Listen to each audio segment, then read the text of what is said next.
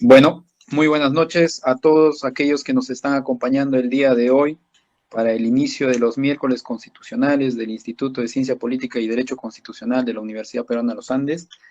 El, el motivo de hoy es dar inicio a un ciclo de conferencias, de ponencias, donde integrantes de este instituto y algunos otros profesores invitados y reconocidos también constitucionalistas van a disertar sobre distintas materias, pero todos enfocados al derecho constitucional.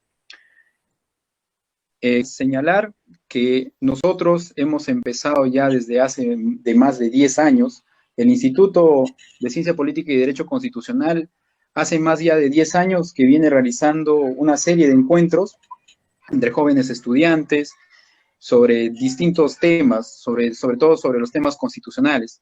Esos encuentros se han denominado desde entonces, desde aquella época, los famosos miércoles constitucionales. Una forma bastante sencilla y que siempre ha tenido el objetivo de investigar, de difundir y polemizar sobre temas relacionados al derecho constitucional, una materia hoy muy en boga y que ha tenido una gran repercusión en el mundo occidental. El Instituto de Ciencia Política y Derecho Constitucional es consciente de la necesidad de difundir conocimientos constitucionales, de que se debatan los temas polémicos y de que el aprendizaje sea efectivo, ¿no? También sin dejar de lado el aspecto crítico, es decir, que se haga efectivo el pensamiento propio y con miras a una idea auténtica. El ejercicio de dicha crítica, según lo que pensamos nosotros, los integrantes del instituto, tiene que ser con fundamento y no la mera crítica por el placer de ejercerla, ¿no? Sino con el objetivo de mejorar o superar lo que se está criticando. Empezamos de esta manera este ciclo de ponencias denominados miércoles constitucionales, donde nuestros integrantes y algunos ponentes invitados disertarán temas diversos en materia constitucional u otras ramas, pero siempre encaminados al aspecto constitucional. Esta es nuestra consigna y labor. Más aún, tenemos en cuenta que a pesar de las adversidades y los problemas que pueda estar enfrentando nuestro país, tenemos todo el interés de que las cosas sean mejores y modestamente contribuir a ella. Dicho estas palabras como a modo de presentación de lo que hoy se inicia de los miércoles constitucionales, cedo la palabra al doctor Miguel Vilcapoma Ignacio, quien es el fundador y miembro, el presidente de este instituto, para que inicie con la ponencia y de esa manera podamos realizarlo. Antes de pasar la posta al doctor Vilcapoma, de la ponente, tendrá alrededor de 25 minutos en su primera participación y luego habrá una segunda participación donde se ampliará el tema de solamente 5 minutos más para cada uno. Asimismo, el orden será que primero expondrá el doctor Miguel Vilcapoma Ignacio, luego acompañará Francesca Bartolo Guamán, quien es miembro del instituto, estará luego Fran Durán Ávila, quien va a seguir a Francesca, y por último terminará Mónica Pérez Yimpe, quien también es integrante del instituto. Dicho esto y establecido ya el orden, creo que podemos dar la palabra al doctor, sin hacerles esperar más, al doctor Miguel Vilcapoma Ignacio para que inicie con la exposición. Gracias. Muchas gracias, muy buenas noches con cada uno de ustedes, especialmente con los miembros del instituto que han tenido la iniciativa de utilizar este medio virtual para materializar los miércoles constitucionales que acostumbrábamos a realizar al interior de nuestra Facultad de Derecho de la Universidad de los Andes. Dicho estas breves palabras, conforme al título de la conferencia, Cuestión de Género, reflexión a partir de su complejidad, obviamente lo que voy a hacer es indicar algunos aspectos que realmente constituyen el enfoque sobre la cuestión de género. Voy a partir en primer lugar por señalar que también compromete a los organismos supranacionales en esta tarea de superar la marginación, la violencia ejercida contra el género, sobre todo contra las mujeres. En esto entonces considero que es necesario señalar de que se ha realizado se ha realizado 4 conferencias internacionales para tratar la situación de la mujer. El primero se realizó en México en 1975, luego se realizó en Copenhague, Dinamarca, en 1980 y luego en Nairobi, Kenia, en 1985 y luego la última conferencia se materializó en Beijing, capital de China. Los analistas en la materia nos plantean que la conferencia internacional realizada en Beijing ha servido para que haya una inflexión en esta situación del problema de la marginalidad, de la violencia contra la mujer, porque se aprobó una declaración, al mismo tiempo se aprobó una plataforma que compromete a los gobiernos que han participado en número de 189 participantes. En esa oportunidad se ha fijado la plataforma con temas de la mujer y la pobreza, educación y capacitación de la mujer y la salud, la violencia contra la mujer y los conflictos armados, la mujer y la economía, la mujer en el ejercicio del poder y la adopción de decisiones institucionales para el adelanto de la mujer, los derechos humanos de la mujer, etcétera. Entonces, los estados justamente se han comprometido con la finalidad de trabajar sobre la materia al interior de sus países y luego las mismas organizaciones de carácter internacional han aprobado normas coherentes con esta política. Es así que en 1979 se aprueba la Convención sobre la distinción de toda forma de marginación contra la mujer. Y luego documento que está vigente a partir de 1981.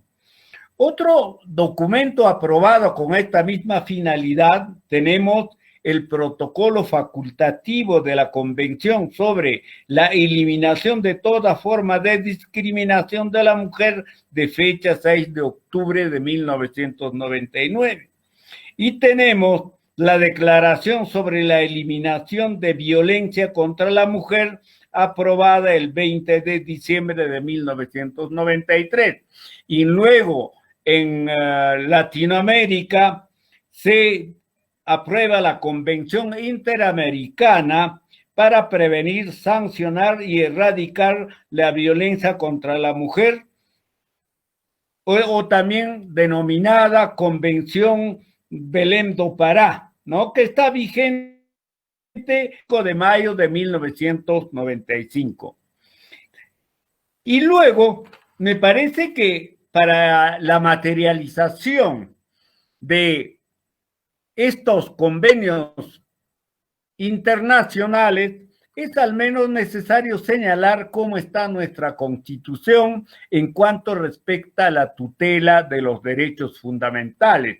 Yo creo que todos conocen, o los muy jóvenes no lo conocen, que la Constitución vigente de 1993 no viene a ser más que casi una copia literal de la Constitución de 1979, aprobada en ese año, y luego haciendo un cómputo de la vigencia de estos preceptos, obviamente datan de 41 años. Y luego la Constitución, por afirmación de César Landa Arroyo, expresidente del Tribunal Constitucional, tiene un catálogo completo de los derechos fundamentales, con referencia a la Constitución del 79. Y como quiera que la Constitución del 93 es casi una copia literal, efectivamente están aquellas normas que vamos a pasar a señalar bastante brevemente. Así, en el artículo 2, numeral 2, se establece, por ejemplo, que toda persona tiene derecho a la igualdad ante toda ley. Nadie debe ser discriminado por razón de origen, raza, sexo, idioma, religión, opinión, condición económica o de cualquier otra índole. La otra disposición es el numeral 24, literal H del mismo artículo segundo, que establece que nadie debe ser víctima de violencia moral y psíquica o física, ni sometida a tortura o a tratos inhumanos y humillantes, ¿no? Y luego creo que es muy necesario también tener presente el artículo 44 de la misma Constitución vigente, en el cual se establece como una de las obligaciones del Estado y del gobierno garantizar la plena vigencia de los derechos humanos. Y luego el artículo 3, que tiene un catálogo abierto, nos explica que los derechos consignados en el capítulo primero no son los únicos que la Constitución, sino los otros que están establecidos en el cuerpo normativo y además de las que se puede construir por naturaleza análoga o que se fundamenta en la dignidad de la persona humana, de la soberanía del pueblo, del Estado democrático de derecho y republicana de gobierno. Y luego, como ejemplo, podemos señalar de que el Tribunal Constitucional ha establecido que tenemos derecho a la objeción de conciencia, derecho a la verdad, derecho al agua potable, etcétera, en aplicación de esta disposición. Además, hay que tener en cuenta que la cuarta disposición transitoria de la Constitución del 93, esta disposición estaba también en la Constitución del 79, se refiere a la interpretación de los derechos y libertades que la Constitución consigna.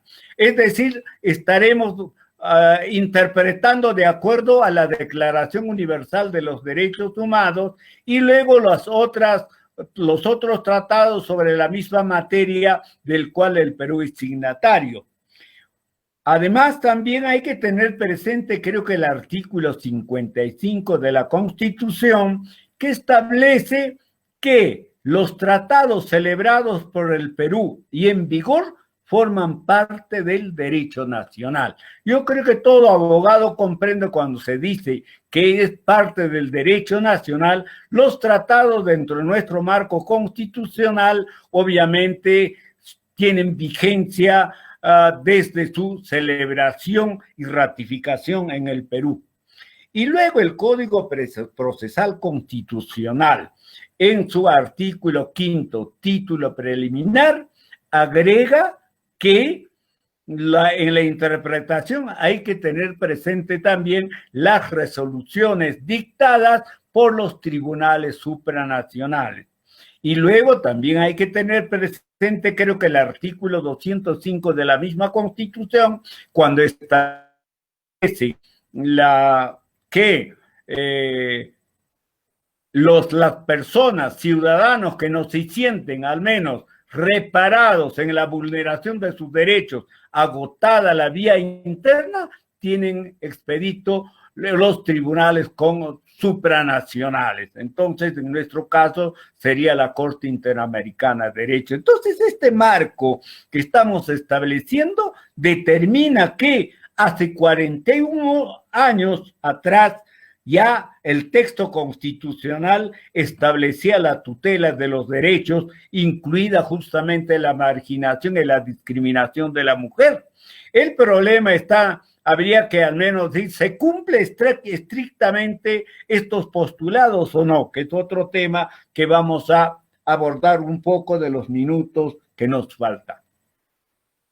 Y luego también hay que tener presente que el Perú es signatario de la Convención de Viena, es decir, del tratado para la interpretación y el cumplimiento de las normas supranacionales. Entonces yo creo que tenemos un catálogo muy bien establecido de normas tanto nacionales vinculadas a las normas supranacionales para la tutela justamente de los derechos. Y luego, para cerrar esta parte de mi intervención, yo quiero mencionar que sí, el gobierno peruano ha cumplido y viene cumpliendo con los postulados y los compromisos supranacionales cuando tenemos leyes que voy a enumerar. Por ejemplo, hay una ley que establece la igualdad de oportunidades, que es la 28983, prohíbe la discriminación en diversos ámbitos, la 26772, la 30709, prohíbe la discriminación remunerativa, y luego a través de decreto legislativo 635 se modifica el Código Penal y luego se establece el delito de discriminación. De esa manera podemos al menos establecer si hay una preocupación para evitar justamente la marginación y la discriminación de la mujer. ¿No? Aquí hay otras leyes, por ejemplo, contra el hostigamiento sexual, ¿no? La reforma de la ley magisterial para procesar por acoso sexual, ¿no? En agravio de los estudiantes. Está la 30.314 para producir y sancionar el acoso sexual. Está la 30.364 que justamente actualiza, modifica por la Convención para la erradicación de toda discriminación, violencia contra la mujer.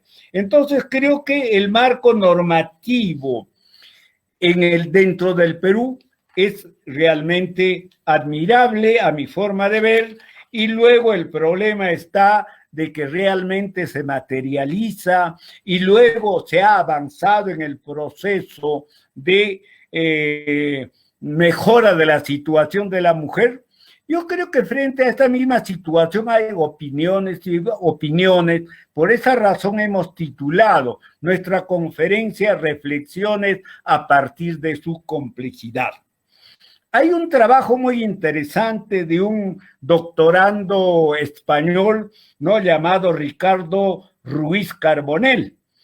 Su tesis se titula El principio de igualdad entre hombres y mujeres, del ámbito público al ámbito jurídico familiar. Lo que me ha gustado es que en la parte introductoria hace esta explicación de la marginación de la mujer. Dice, la filosofía, la historia, la medicina, la psicología, inclusive la literatura y la religión han creado una opinión en la mente de los hombres, ¿no? Degradando el papel de la mujer, haciéndonos creer que las mujeres tienen menos capacidad que los varones, ¿no? Algunos dicen que el peso en gramos del cerebro de la mujer es menos que el cerebro del varón. Entonces yo creo que es muy necesario al menos tener en cuenta.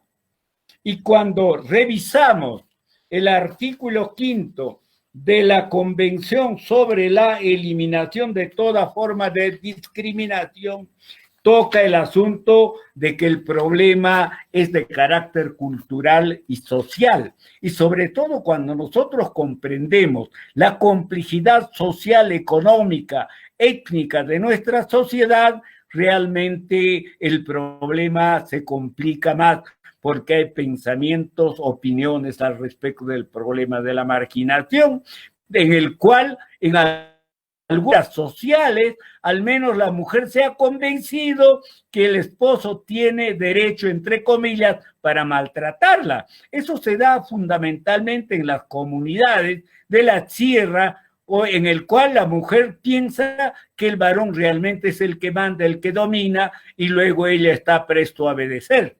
Ya. El artículo 5 de esta convención señala lo siguiente, ¿no? ha dispuesto la obligación de los estados partes modificar los patrones socioculturales de conducta de hombres y mujeres con miras a alcanzar la eliminación de los prejuicios y las prácticas consuetudinarias y de cualquier otra índole que estén basadas en la idea de inferioridad o superioridad de cualquiera de los sexos. Entonces creo que esta situación realmente, yo creo que el papel es bastante difícil y hasta acá, no digo imposible, pero el trabajo yo creo que no realmente es casi de carácter histórico y social. Cuando vemos, por ejemplo, el derecho romano, nos vamos a dar cuenta que la mujer tenía menos derechos que el varón. El pater familiae tenía muchas atribuciones, inclusive tenía la capacidad de volverla esclava a su mujer. Entonces, esta situación, o cuando venimos al Perú, ¿no? Y nos ubicamos en el Perú, con la finalidad de también apreciar, Emilio Choy, un historiador autodidacta, planteaba de que las acliahuasis, que era un lugar donde estaban las seleccionadas, las acliasjas, obviamente era una forma de esclavitud. Las pobres niñas que eran seleccionadas a los 9 años en adelante, obviamente se quedaban de por vida a servir al dios Sol, al Inca, a preparar chicha, a hacer los tejidos, que según Emilio Choy, como repito, era una forma de esclavitud.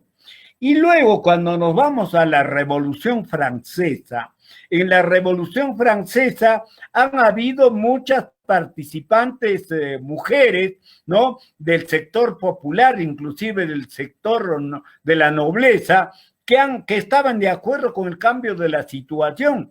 Y son miles las mujeres que marcharon a Versalles con la finalidad exigiendo pan y luego a la no exportación de la harina porque había una crisis tremenda y luego, sin embargo, las mujeres han sido marginadas. Y luego hay varios nombres de mujeres, por ejemplo, como Josefa Amar, que es una española, Olimpia de Gouges, y otros más, el mismo Condorcet, ¿no? Que han estado a favor de que a la mujer se les brinde la ciudadanía. Sin embargo, no ha resultado esa situación. Es por eso que las mujeres, no mucho tiempo de Francia, han conquistado su ciudadanía, de igual forma en Estados Unidos, sí, hubo una revolución liberal, etcétera, pero no se igualó a las mujeres, ¿no? En el Perú es también algo cantinflesco. Cuando estaba en el gobierno Manuela Odría, ¿no? Cuando estaba en el gobierno Manuela Odría, 2 parlamentarios habían presentado un proyecto para concederle el voto a las mujeres. Luego hubo discusiones. Por factor tiempo voy a decir solamente un ejemplo. Había un connotado parlamentario cuyos hijos son ciudadanos nobles en la actualidad, por eso no voy a pronunciar su nombre, representaba a Arequipa, y luego él dijo, ¿no? Señor, ¿cómo vamos a conceder el voto a las mujeres? Si conforme has sostenido Schopenhauer, la mujer es un animal de pelo largo y mente corta. Y fue, dice, fuertemente aplaudido. Un artículo que salió hace tiempo en El Comercio y luego al menos da cuenta justamente del diario de debates, hay otras opiniones más. Entonces el pensamiento era de esa manera, se pensaba así y luego creo que en algunas esferas se sigue pensando de igual forma. Y luego, para ir al menos concluyendo, hay opiniones y opiniones. Hay un trabajo en México, ¿no? Sobre la epistemología feminista, o sea, sobre las investigaciones que se hace justamente para afrontar, abordar el problema de la discriminación y la marginación, ¿no? Y con el uso de la violencia contra ellas. Y luego, la analista, que son mujeres, plantea que la epistemología feminista se pierde más en lo ideológico y lo político.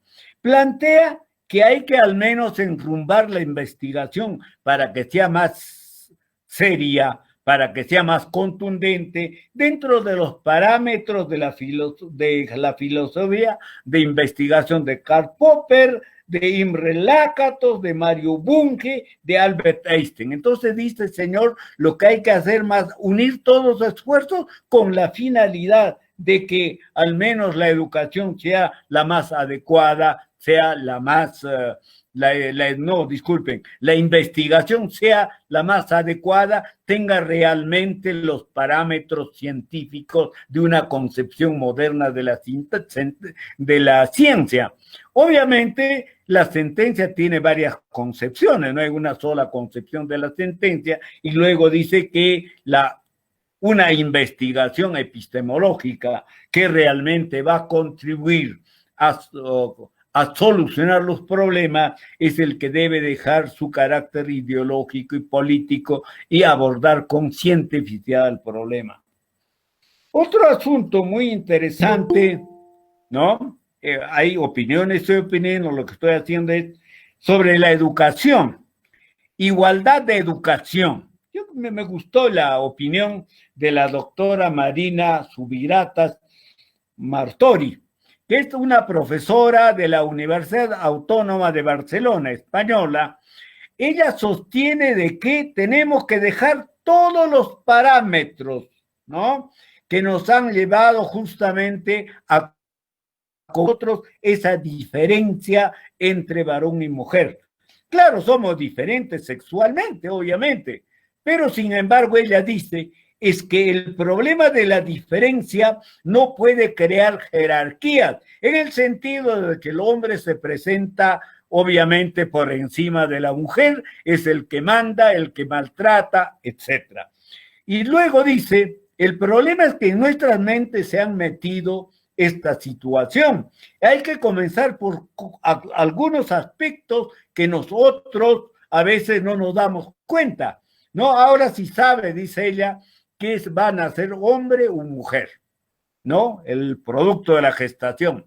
Y luego preparamos en los colores, los juguetes, diferente a la situación, ¿no? Cuando es mujercita rosado, aparato también rosado, su ropita de igual forma, y cuando es varón, los juguetes también son diferentes. Esa diferencia es la que crea justamente marginación. Ella dice que tiene que haber igualdad de educación, el niño o la niña tienen que jugar pues carros, tienen que jugar muñecas, etcétera, sin diferencia para que la mejora sea a corto y largo plazo. Yo creo que estoy de acuerdo con ese planteamiento. Otro aspecto, el otro aspecto es el aspecto de los estereotipos, ¿no? Muy interesante la reflexión. Por eso son pinceladas, nada más lo que estamos dando. El estereotipo, hay estereotipo de la masculinidad, estereotipo de la mujer, estereotipo de la belleza, etcétera, ¿no? Hay varios estereotipos. Y luego estos estereotipos es el resumen del comportamiento de la mujer como del hombre, de la belleza, etcétera. Y luego, ¿cuál es ese estereotipo de masculinidad que es de comunicación?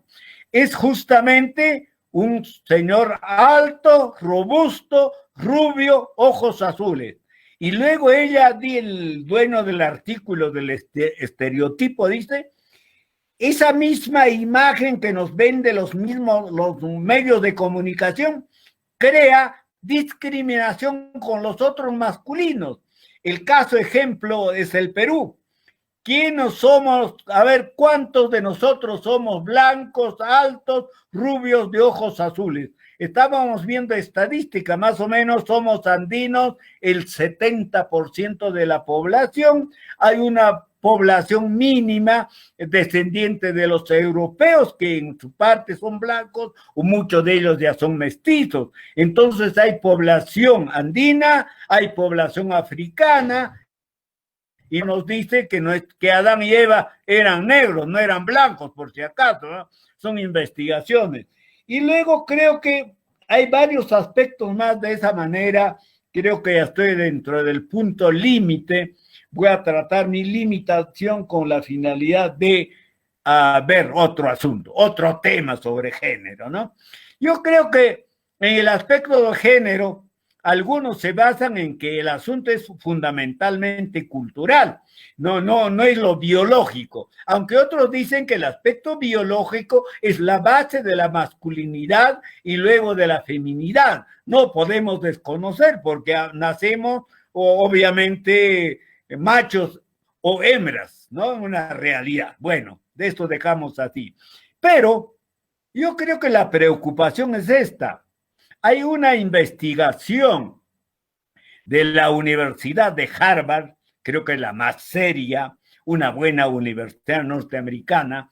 Ahí, en el laboratorio de biología y química, han dicho que no hay un gen homosexual. O sea, nadie nace homosexual por naturaleza, sino, ¿no? Se hace, ¿no? Yo creo que esa era la conclusión si te dicen que no hay una homosexual, que no hay un gen homosexual. Entonces, el problema está de que dentro del planteamiento de Karl Popper, alguna otra investigación tendrá que falsear esta investigación que ha lanzado no más de un año la Universidad de Harvard, ¿no? Salvo que la haya, que no conozco, pero puede decir, no, es completamente falso. Entonces, esa situación también tenemos al menos para poder conversar.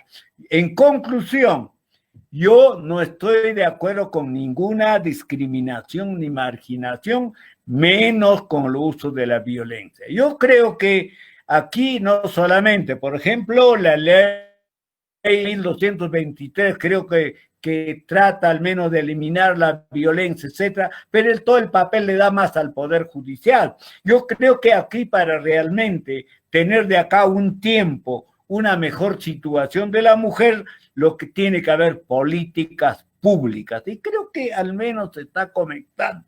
Ahora, la doctora Marina Subidatas Martori dice que sí, en un proceso social de aceleración, las mujeres se han acelerado y luego se ha pasado. Esa es la opinión de ella. ¿Por qué? Porque ahora más mujeres universitarias, hay mujeres funcionarias, es decir, se ha masculinizado, quiere decir que está ocupando los espacios que hemos ocupado los varones. Entonces yo aquí creo que estoy dentro del límite, al menos muy respetuoso de la hora. Les agradezco a cada uno de ustedes. Como hemos indicado, el tema da para más.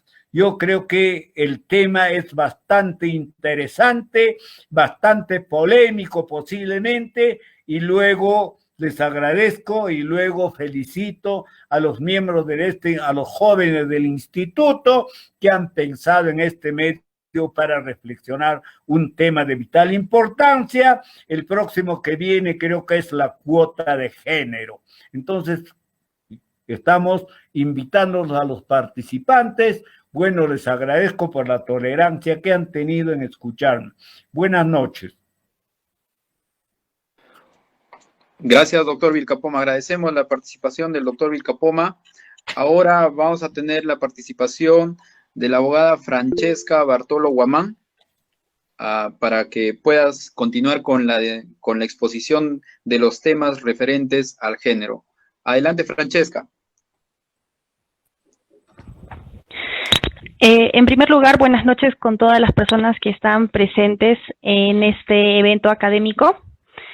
Como muy bien señaló el doctor Vilcapoma, el título que le hemos dado a este ciclo de ponencias de este miércoles constitucional es Enfoques sobre la cuestión de género a partir de su complejidad. Y justamente se ha considerado este título porque hablar de la cuestión de género es un tema bastante complejo. Y es un tema que en realidad hasta el momento sobre el cual se polemiza muchísimo.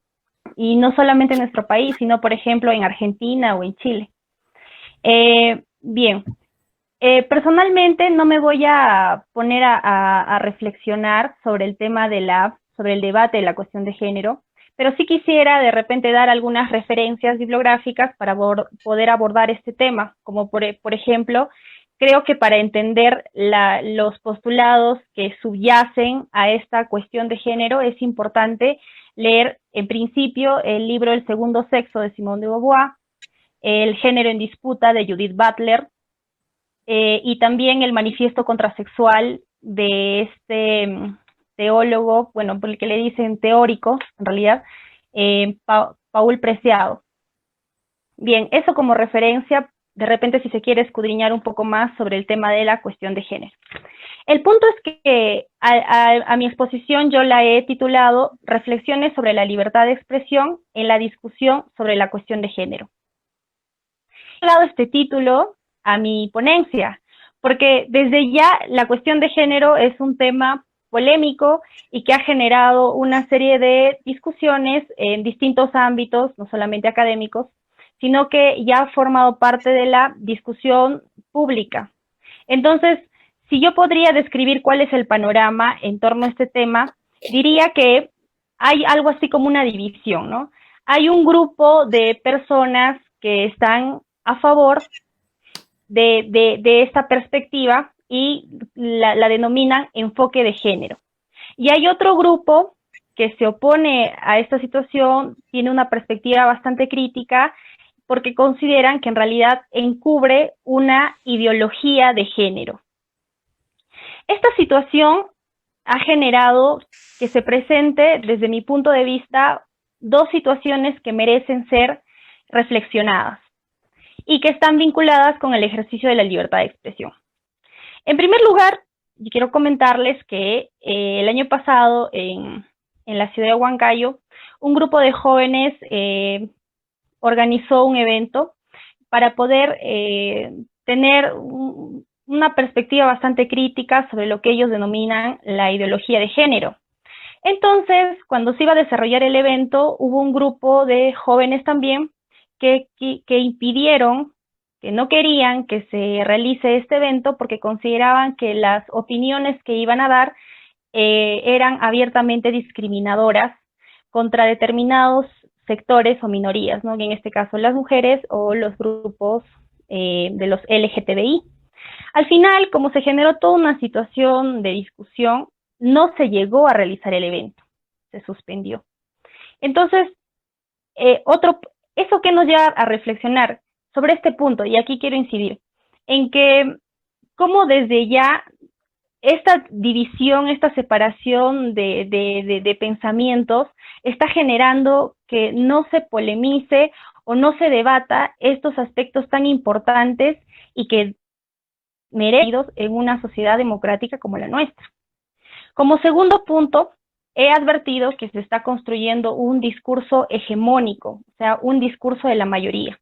Entonces, cuando una persona pretende dar una opinión diferente a este discurso de la mayoría, están pasando dos cosas.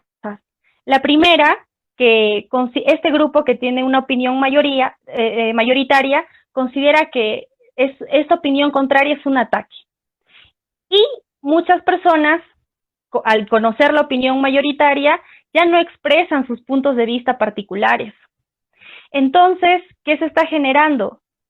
Que las personas ya no es por temor a ser criticados, a que sean de repente ofendidos, porque basta ver las redes sociales como el Facebook para poder notar que las personas suelen ser muy agresivas cuando quieren criticar no los argumentos, sino a las personas. Entonces, esto me lleva a reflexionar sobre la libertad de expresión en el debate de la cuestión de género, ya que de por sí es un tema polémico. Por eso es que yo voy a abordar mi exposición voy a plantear tres cuestiones. La primera es, ¿cuál es la razón que subyace a la necesidad de la protección de la libertad de expresión? El segundo punto es, ¿cuál es la razón o el fundamento filosófico por el que es importante de la libertad de expresión?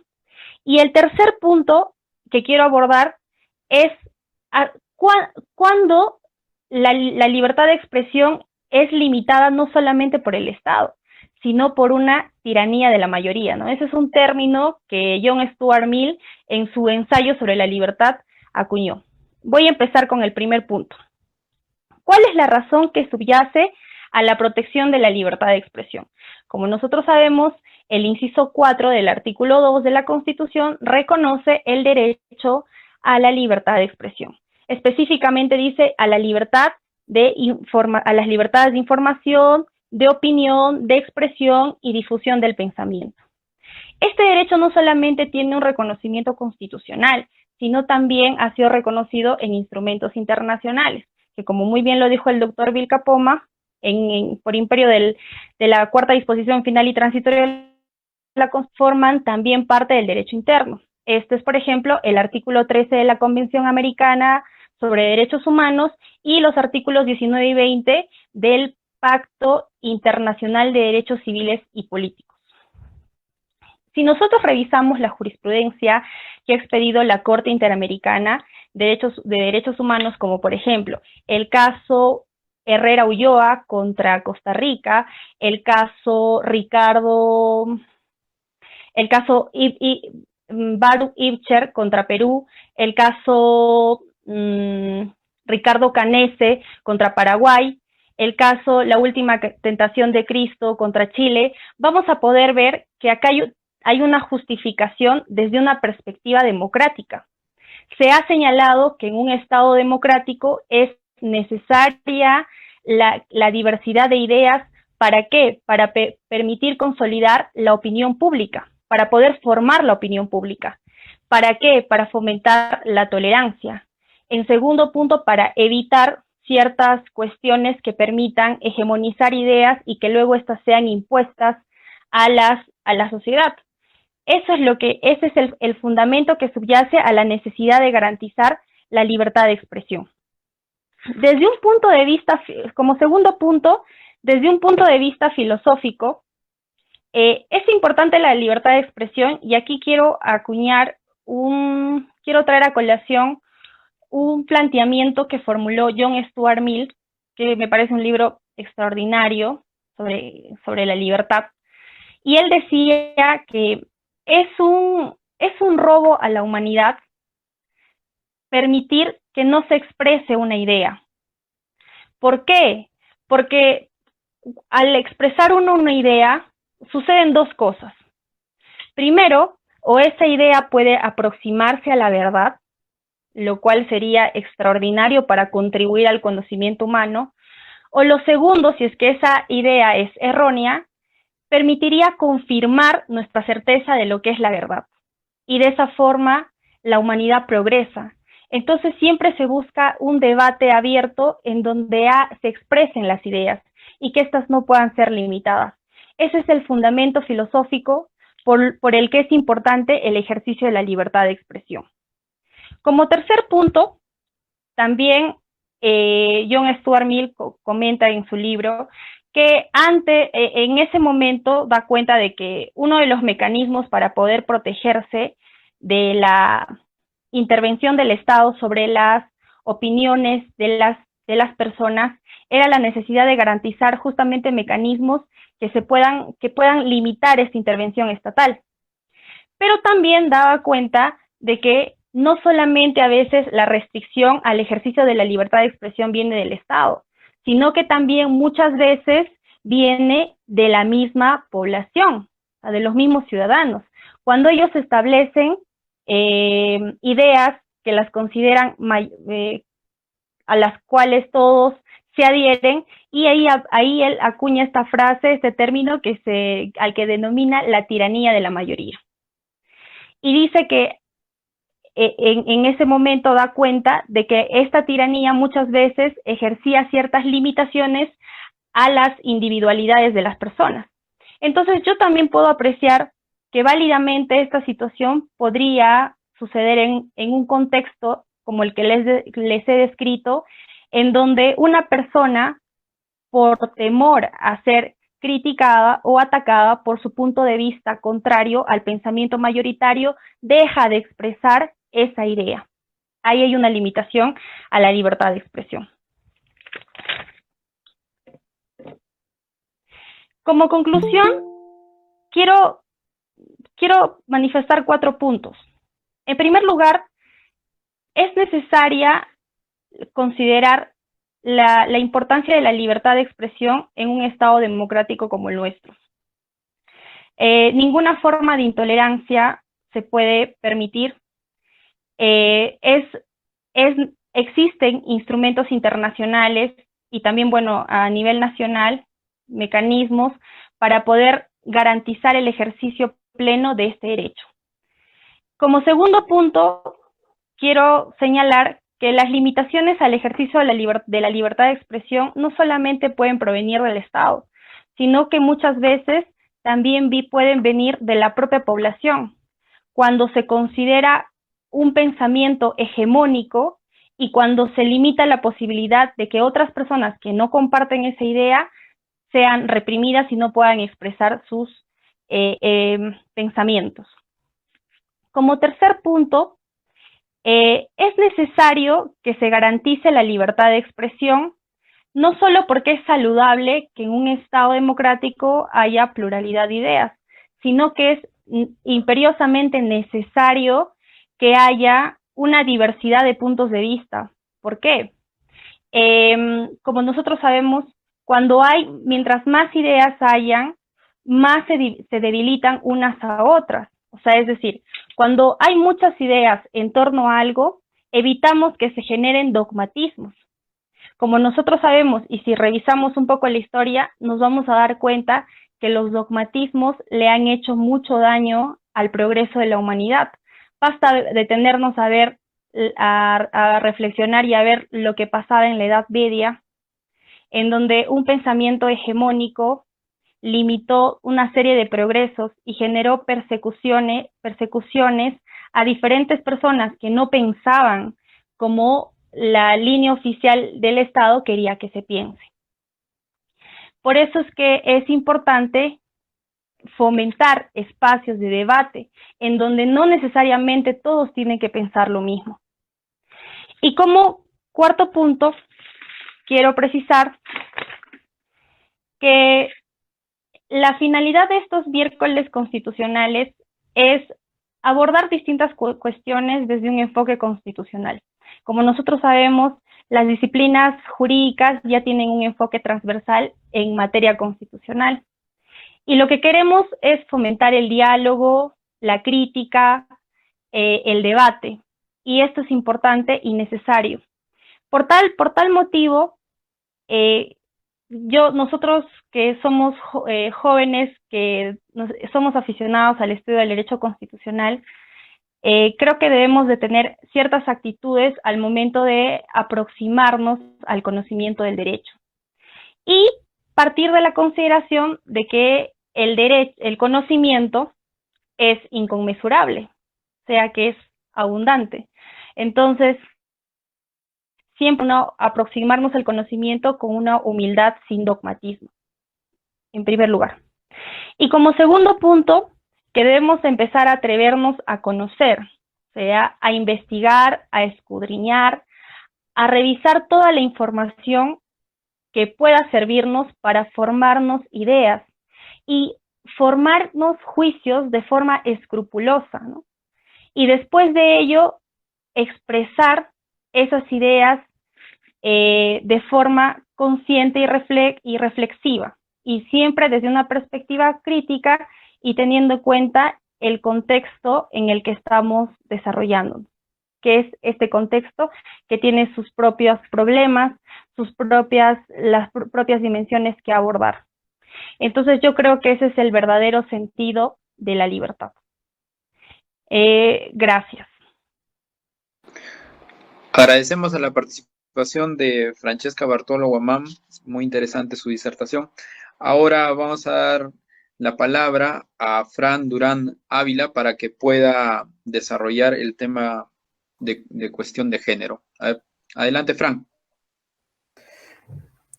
Bien, muchas gracias, Andrés. Ante todo, muy buenas noches a los que se encuentran presentes, al doctor Vilca Poma y a los ponentes que esta noche nos acompañan para hablar este tema, ¿no?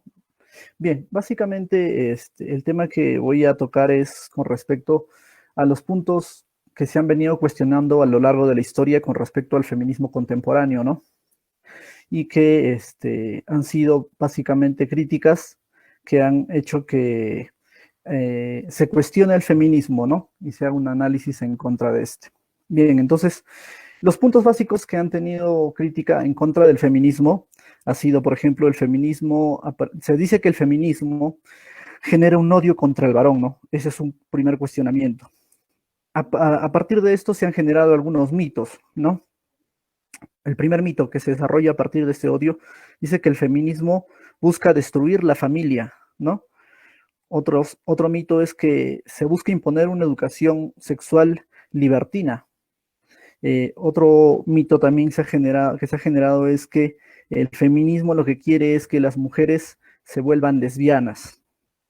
Eso es por un primer punto. Un segundo punto que se le ha criticado es con respecto al feminismo. Se dice que está en contra de los derechos humanos, ¿no? En muchos aspectos.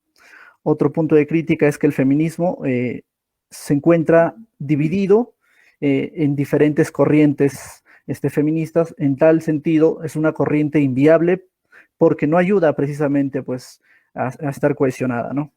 Y finalmente voy a concluir mi exposición, mi ponencia, al hablar sobre el negacionismo, ¿no? Que se ha dado con respecto a algunos aspectos dentro del feminismo, y haré un análisis con relación al negacionismo histórico del feminismo, al negacionismo conceptual del feminismo y al negacionismo en tanto relación de género, ¿no? Entonces, comenzaré entonces diciendo que se dice que el feminismo es un movimiento que básicamente genera el odio contra los varones, ¿no? Es una idea, es un argumento que se ha creado, ¿no? Podemos analizar libros que están en contra del feminismo, ¿no? Como el libro negro de la nueva izquierda, de Agustín Laje, que es un libro que critica las olas, bueno, básicamente la última ola del feminismo, que es el feminismo radical, ¿no? Entonces, a partir de esto, analizaremos este punto. Pero si nosotros nos vamos a analizar el tema del feminismo, habría que distinguir qué viene a ser el feminismo y qué viene a ser el embrismo, ¿no? Básicamente, si nosotros analizamos el feminismo es un movimiento social y político que busca la reivindicación de derechos de la mujer y la igualdad de condiciones de estas mismas, pues, ¿no? Eso es básicamente el feminismo. Sin embargo, el embrismo no, pues el embrismo es, incluso desde las corrientes psicológicas analizan que el embrismo es un pensamiento que genera odio en contra de los varones. Entonces, si partimos desde este primer aspecto, vemos que el embrismo es básicamente quien genera el odio desde esta perspectiva. Entonces, se ha generado distinciones entre el feminismo y el embrismo. Una primera distinción es un aspecto histórico, ¿no? El feminismo es un movimiento histórico que se ha desarrollado y se ha dividido por olas, ¿no? La primera ola del feminismo, la segunda, que parte de la época de la Revolución Francesa, como ya se comentó creo en algún momento en las ponencias, y la segunda ola, que es la ola del sufragismo, la tercera ola que viene a ser básicamente la época del feminismo, donde nace el feminismo radical, y precisamente también voy a tocar un poco este tema, el feminismo radical, y algunas críticas que se han realizado en cuanto al feminismo radical. Y finalmente algunas autoras o autores hablan que hay una cuarta ola del feminismo, pues, ¿no? Entonces, como les hacía mención, la historia o la distinción histórica entre feminismo y embrismo es básicamente esto, que el feminismo es un movimiento que se ha desarrollado a lo largo de la historia con reivindicaciones sociales específicas, ¿ya? El embrismo es muy distinto porque no es específicamente en un contexto determinado por una lucha social de determinados derechos, sino es básicamente el odio que se ha generado en algún momento. Por ejemplo, imaginemos una mujer que asesina a su marido por de repente porque le ha engañado o porque siente alguna versión de su pareja. Eso es embrismo, eso no es feminismo, ¿no? No está reivindicando ningún derecho, lo que está haciendo nace del propio odio individual de esta persona. En cambio, la lucha histórica del feminismo es colectiva, es social, pues, mientras el embrismo es algo individual que parte por grupos, ¿no? Ahora, con respecto al feminismo, el feminismo no busca contrarrestar o disminuir derechos a los varones, ¿no? El feminismo lo que busca es que se le reconozcan determinados derechos y se le ponga en igualdad de condiciones, ¿no? No busca que el varón esté por debajo de la mujer, a diferencia de repente de lo que viene a ser el embrismo. El embrismo busca ser superior al varón, básicamente, una idea equivocada que se tiene con respecto al feminismo, ¿no? Se le confunde el feminismo con el embrismo. Ahora, a partir de esto se ha dado mitos con respecto al feminismo, ¿no? Cuando uno lee el libro de Agustín Laje, que hacía mención, Agustín Laje dice principalmente lo que quiere el feminismo es destruir a la familia. ¿Y cómo destruir a la familia? Hacer que las mujeres ya no tengan deseos de, por ejemplo, de formar una familia, de tener hijos, ¿no? Entonces es una forma de destrucción de la familia. Pero a ver, analicemos un tanto históricamente de qué forma se ha desarrollado esta aparente destrucción de la familia, esta crítica que se le hace, ¿no?, al feminismo. Cuando nosotros a ver, vamos a ubicarnos básicamente en el contexto de los años 40 y 50 en Estados Unidos, ¿no? Durante esos años, cuando uno se ubica, se da aproximadamente la Segunda Guerra Mundial y finaliza la Segunda Guerra Mundial, ¿no? Las mujeres, el papel de las mujeres durante la Segunda Guerra Mundial ha sido importante porque como los hombres se habían ido a luchar a la guerra, el papel laboral de las mujeres reemplazaba pues a los varones. Muchas mujeres fueron empleadas en las fábricas, muchas mujeres fueron empleadas en distintas labores que antes eran de los varones mientras los varones luchaban. Pero ¿qué sucede? Una vez que ha finalizado la Segunda Guerra Mundial, los varones retornan a sus trabajos y desplazan a las mujeres en el campo laboral. Este hecho, ¿qué ha ocasionado? Ocasionó básicamente que haya desempleo con respecto a las mujeres y que muchas de las mujeres no tengan otra opción. Bueno, básicamente es de formar un hogar. Entonces, en este acontecimiento, en la formación del hogar, nacen también podría decir, las grandes industrias de electrodomésticos, ¿no? En esos años, la creciente demanda de electrodomésticos fue un hecho histórico. Entonces, muchas mujeres comenzaron a hacer trabajo del hogar, como hasta ahora se denomina, pues, ¿no? Comenzaron a hacer el trabajo del hogar y esto se desarrolló durante muchos años después de la Segunda Guerra Mundial y se le desplazó a la mujer simplemente a un papel de hogar, ¿no?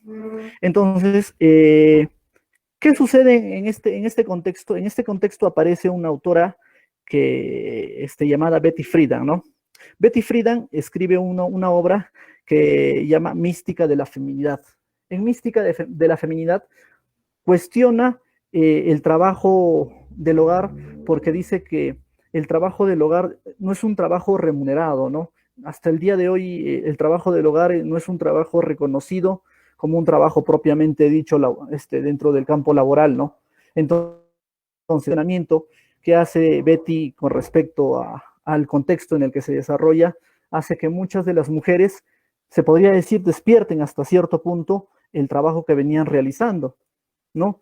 Esto ocasiona que muchas de las mujeres se replanteen el papel que quieran tener dentro de la vida familiar.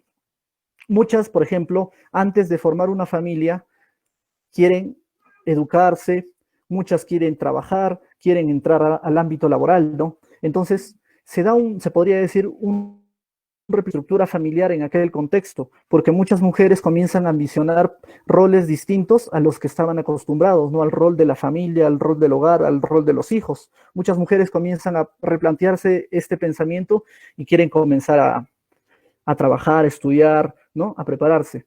Entonces, este ha sido básicamente el primer hecho histórico para que la mujer se replantee en su rol de mujer dentro de la familia. Y precisamente la crítica que se le hace es esta, ¿no? Que por qué la mujer destruir a la familia, ¿no? Pero en realidad no es que haya una destrucción al interior o de la familia, sino que los roles se han ido replanteando dentro de la historia y este hecho que les comento es el primer acontecimiento, ¿no? Entonces, más o menos podemos entender que el rol de la mujer se replantea en algún momento, ¿no? Cuando ella se da cuenta que su trabajo no es simplemente para el hogar, sino que la mujer tiene otros campos y otras visiones en los que ella quiere desempeñarse. Un segundo mito que se ha generado a partir de esto es lo que ya les comentaba, es imponer una educación sexual libertina, dice, ¿no? Que el feminismo quiere esto, ¿no? Que se genere un libertinaje en la juventud y en la niñez. A ver, vamos a continuar con este análisis histórico más o menos que estaba realizando. Una vez que Betty Friedan presenta este libro, pasan los años aproximadamente, en los años 60, en los años 70, en los Estados Unidos. Bueno, haciendo un pequeño paréntesis, toco el tema de los Estados Unidos porque básicamente el feminismo y teórico y el feminismo práctico se ha desarrollado en Estados Unidos y en Inglaterra, pues, ¿no? Entonces, a partir de estos dos países es donde se ha expandido, ¿no? Francia en su primer antecedente, pero posteriormente Estados Unidos e Inglaterra. Entonces, para continuar, el papel de la mujer, entonces, en los años 60 y 70 se une a las luchas sociales que se van a dar en ese contexto, ¿no? Nosotros en los años 60 y 70 nacen grupos sociales que comienzan a luchar por la reivindicación de sus derechos. En aquellos contextos encontramos, por ejemplo, a los afrodescendientes, podemos encontrar también a los grupos LGTBI, a los grupos pacifistas, a jóvenes que salen a luchar por su educación, y entre estos también se encuentran las mujeres, ¿no? Entonces, en este contexto es en el que se desarrolla el nuevo pensamiento feminista, ¿no? Y nace incluso el feminismo radical que hoy día podemos, hemos escuchado, ¿no? Pero este feminismo radical, ¿qué es lo que busca? ¿Qué es lo que desea en ese contexto?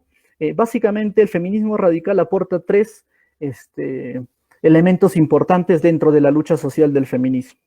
El primer elemento es, dice, los grupos de autoconciencia. El segundo es las grandes protestas públicas. Y finalmente, el tercero es los centros alternativos de ayuda y autoayuda. A ver, analicemos rápidamente cada uno de estos elementos que ha aportado el feminismo radical. El primero, con respecto a los grupos de autoconciencia, estos grupos de autoconciencia son básicamente los grupos que buscan que la mujer tome conciencia de su rol dentro de la sociedad y que si se encuentra en situaciones de violencia, en situaciones de perjuicio, esta mujer pueda tomar conciencia y salir de esto, ¿no? Nosotros en muchos casos hemos escuchado, por ejemplo, la violencia contra la mujer, ¿no? Y muchas de las mujeres, se podría decir, están atadas a esta violencia, ¿no? Y incluso, ¿no? Se les trata de ayudar, pero muchas de ellas continúan en este círculo vicioso. Entonces, esto es una de los aportes del feminismo radical, ¿no? Los grupos de autoconciencia de las mujeres para que puedan salir de este círculo vicioso de la violencia. Otro aporte del feminismo radical ha sido las grandes protestas públicas. Mucho incluso, por ejemplo, un ejemplo es básicamente Ni Una Menos, ¿no? Esto es uno de los aportes del feminismo radical, ¿no? Las protestas en masa, donde las mujeres comienzan a reivindicar sus derechos y además a protestar en contra de las situaciones de opresión que se generan contra las mujeres, ¿no? Por ejemplo, la violencia contra la mujer ha generado, pues, una protesta, de manera amplia, ¿no? Como recordamos.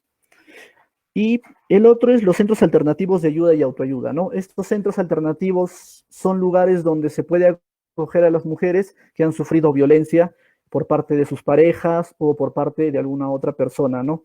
Por su condición de mujer. Entonces, esto ha sido básicamente. ¿Y qué es lo que buscaban? ¿Qué busca este feminismo radical? Busca básicamente luchar por los derechos sexuales y reproductivos, ¿no? Y eso hasta el día de hoy se viene buscando, pues, ¿no? Se viene luchando por el libre tránsito de la mujer, que la mujer no sea acosada, por ejemplo, mientras transita por la calle, que hay un respeto, ¿no? Por la mujer. Otro es los debates teóricos con respecto al feminismo. Para más o menos mencionarle, en Netflix está saliendo una serie donde se dan los debates de los años 70, justamente de este feminismo radical. Ya en algún momento lo podremos visualizar ya, pues, no, por esta plataforma. Después también la despenalización del aborto es otro de los aportes del feminismo radical, ¿no? Se ha buscado que se despenalice porque antes el aborto estaba penalizado en todas las circunstancias, ¿no? Otro aporte ha sido la planificación familiar. Hoy en día incluso esta planificación familiar, si bien se da dentro de las zonas urbanas, todavía no es un hecho en zonas rurales, ¿no? Incluso en zonas rurales la gente, por ejemplo, comenta y las personas, las mujeres, sobre todo cuando van a un centro de salud, dicen que no no quieren participar en la planificación familiar porque sus maridos pueden pensar que ellas las están engañando, ¿no? ¿Cómo me voy a cuidar? Pues de repente mi marido va a pensar que yo le estoy sacando la vuelta, ¿no? Son ideas que en realidad todavía están en proceso. La planificación familiar es uno de esos, ¿no? El uso de los anticonceptivos dentro de esto, ¿no? Eh, y otro ha sido replantear el placer sexual femenino. El placer sexual dentro de la historia también ha sido un hecho bastante delicado, puesto que el placer sexual de las mujeres se ha cuestionado porque aparentemente ha sido algo. La mujer no puede tener placer sexual, ¿no? O la mujer que lo siente de repente se le compara de manera peyorativa contra ella, ¿no? Esto también ha sido un aporte dentro del feminismo radical que es importante incluso hasta hoy en día, ¿no? Bien, otro cuestionamiento básicamente es que el feminismo está en contra de los derechos humanos. Esta es una idea que se tiene, ¿no? Se dice que el feminismo está en contra de los derechos humanos porque busca que haya una desigualdad entre varones y mujeres.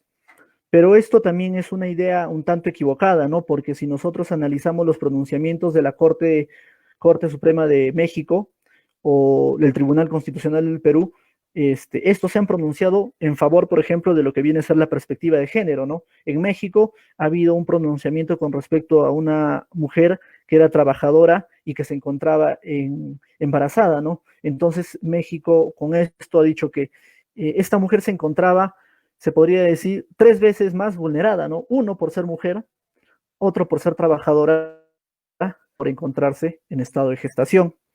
En Perú también ha sucedido algo parecido con 2 sentencias importantes, ¿no? En el Perú se han pronunciado a partir de 2 pronunciamientos, uno con respecto a una mujer quechua hablante que solicitaba, pues, ¿no? Tener acceso a un espacio dentro de su trabajo, y otra ha sido, por ejemplo, una jovencita que solicitaba poder estudiar en una institución educativa, puesto que se encontraba a una distancia demasiado considerable, ¿no? Demasiado lejos para que pueda pronunciarse. El TC ha hablado sobre el tema de la perspectiva de género y cómo se puede cambiar esto dentro de la estructura del Estado.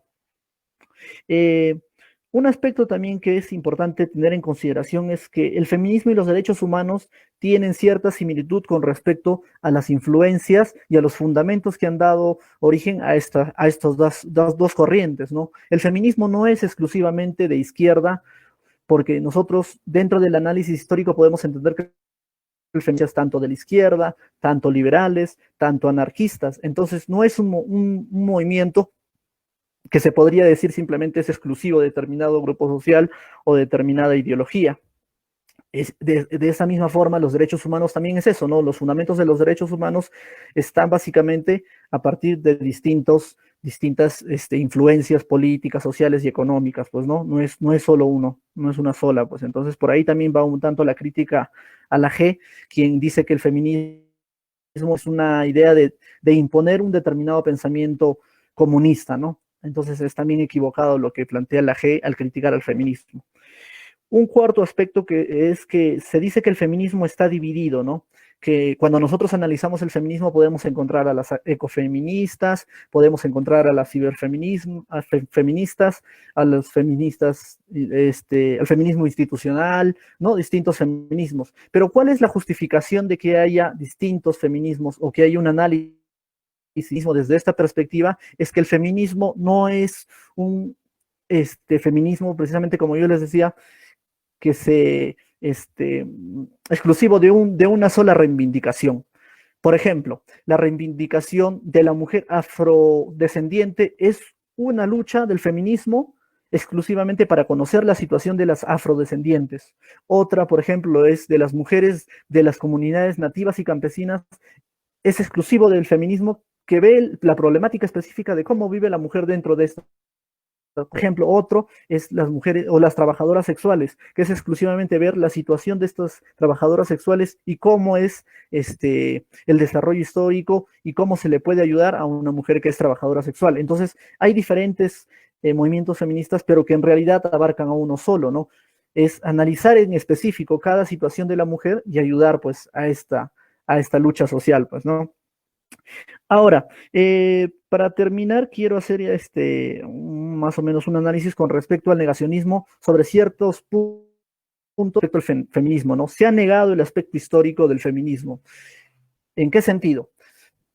Cuando nosotros hablamos, por ejemplo, de Mary Wollstonecraft, desconocemos quizás en algún sentido la influencia de Mary Wollstonecraft, quien da dos aportes importantes dentro de la sociedad, incluso contemporánea, pero que no se le valora. El primer aspecto básico de ella, de Mary, ha sido que Mary ha analizado la idea de género, pero como una construcción sociales no se tenía este pensamiento, ¿no? Y hablamos de Mary Wollstonecraft, pues de los años 1600 aproximadamente, y no se la ha valorado dentro de la historia. Esta es la primera influencia, que el género es una construcción social. Hasta antes de eso no se hablaba de eso y no se conocía muy bien. Otro ha sido los mecanismos de discriminación positiva, ¿no? Cuando nosotros hablamos de mecanismos de discriminación positiva, son aquellos mecanismos que van a ayudar a que las mujeres puedan encontrarse en igualdad de condiciones con los varones. Por ejemplo, la ley de violencia contra la mujer es un mecanismo de discriminación para que la mujer pueda estar protegida en casos de violencia, ¿no? Violencia económica, violencia sexual, violencia política, ¿no? Entonces, estas son las formas en las que estos mecanismos actúan para que esta desigualdad, de repente que existe, puede equipararse como una especie de balanza y la mujer y el varón puedan estar en igualdad de condiciones. Otro negacionismo es con respecto al concepto del feminismo mismo. Cuando nosotros analizamos la RAE, el diccionario de RAE dice, ¿qué es el feminismo? El feminismo es aquel movimiento que busca la igualdad de derechos entre varones y mujeres. Pero este concepto es equivocado porque en realidad las mujeres no buscan necesariamente solo la igualdad de derechos entre varones y mujeres, también buscan derechos exclusivos de las mujeres, como los derechos sexuales o reproductivos, que no se tomó en consideración. Otro es con relación al negacionismo de la relación de género. ¿Qué quiere decir esto? Si bien hay una relación de género entre varón y mujer, y que hay entre esta relación, también hay una relación de género incluso entre varones. Por ejemplo, una relación de género es cuando, por ejemplo, un varón que se encuentra en una cárcel sufre discriminación por estar dentro de esta cárcel, ¿no? Incluso hay una forma peyorativa de tratar a las personas que se encuentran dentro de un centro penitenciario. Entonces, hay una relación de género incluso, ¿no? Entonces, ¿cuál es Alta Facio analiza y dice que si se apertura la puerta a discriminar a una mujer, también aperturas la puerta para que se pueda discriminar a otro de tu mismo género, pues no, al mismo varón.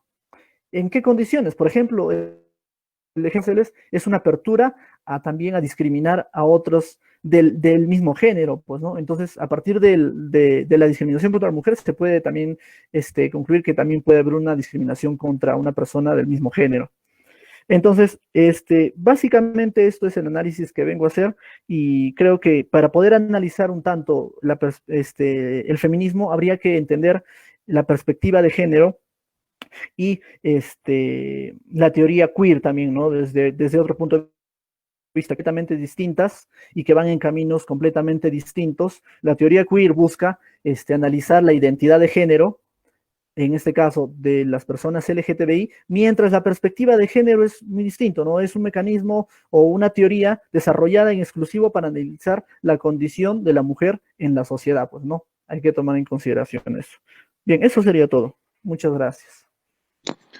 Gracias, Fran, por tu interesante intervención. Bueno, para finalizar esta ronda, voy a invitar a la señorita Mónica Pérez Yimpe para que pueda disertar. Adelante, Mónica. Buenas noches, buenas noches con todos. Disculpen, estoy entrando otra vez porque el celular un poco que se me trabó. Entonces, buenas noches, es un gusto poder compartir la mesa con cada uno de ustedes. El tema que yo más o menos he abordado para poder disertar es el siguiente. son los roles asignados y estereotipos que se le da a la mujer. Para poder entrar en este tema, yo quisiera poder citar dos frases de la recordada Simone, ¿no? Que incluso lo dice en su libro El segundo sexo. Una de ellas que me parece bien interesante es la siguiente. Dice así: que nada nos defina, que nada nos sujete, que sea la libertad nuestra propia sustancia. Si nosotros empezamos a interiorizar esta frase, nos vamos a dar cuenta que la mujer es quien va a construir cómo es, y que no nos debemos de basar en estereotipos, en reglas, en conductas de cómo somos y cómo debemos ser y cómo nos deben de ver. Hay otra frase que también siempre, en esta frase siempre es una de las frases más importantes de Simón, que dice que la mujer no nace, sino se hace. Bueno, entrando en el tema ya, vamos a empezar a definir qué entendemos por rol.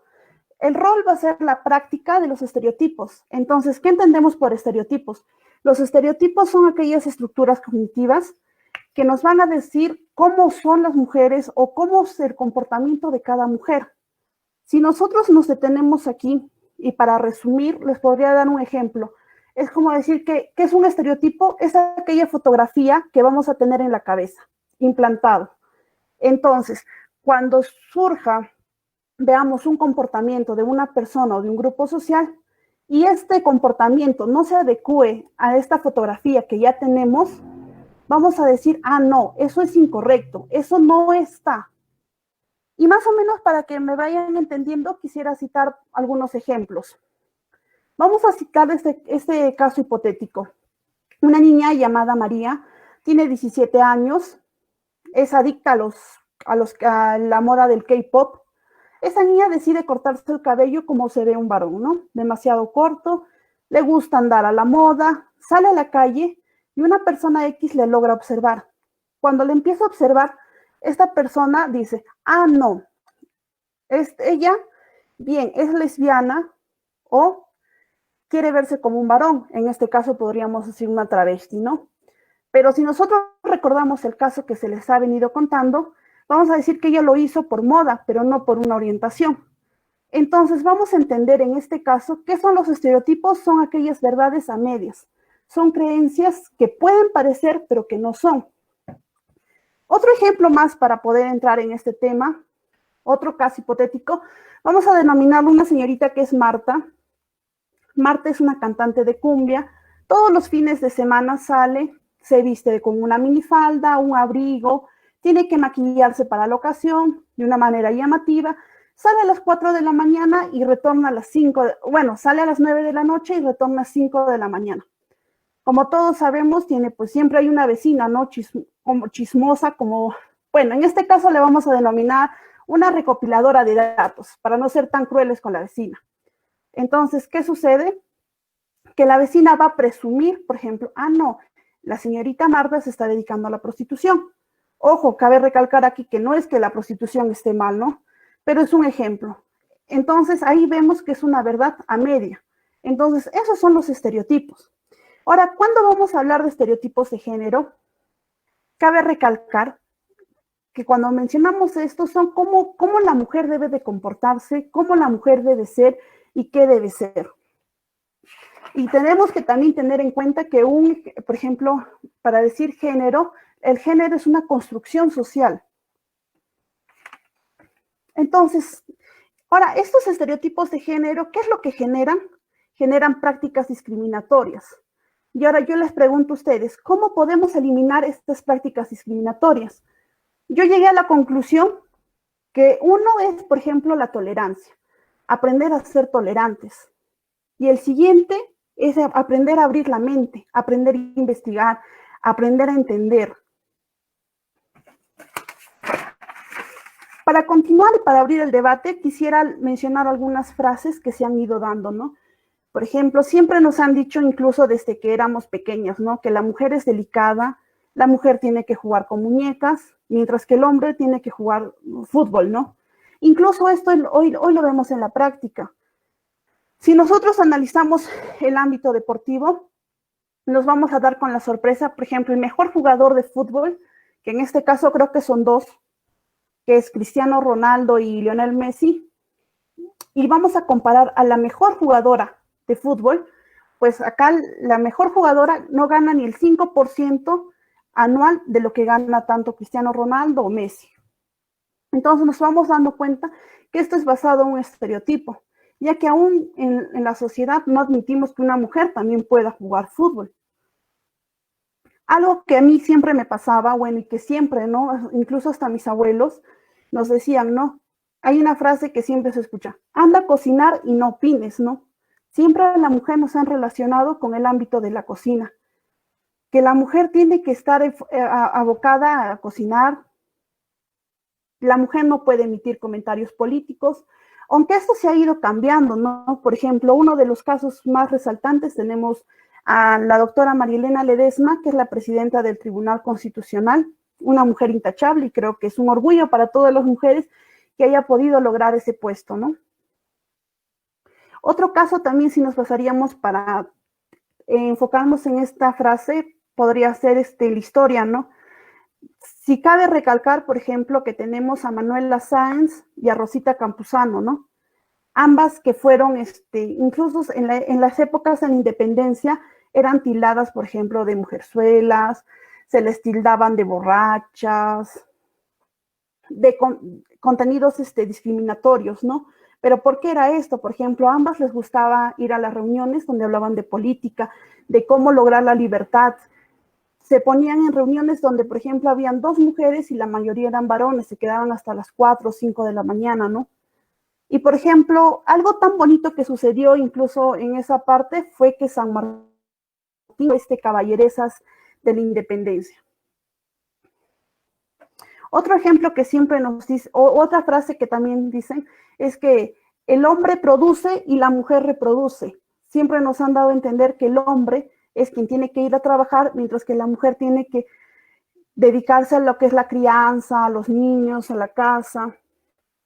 Y una frase que sí o sí, y yo les puedo apostar, es que han escuchado, detrás de un buen hombre siempre hay una buena mujer, ¿no? Pero ¿por qué no entendemos hoy en día que siempre va a haber, por qué ambos no pueden ir de la mano y están en la misma condición?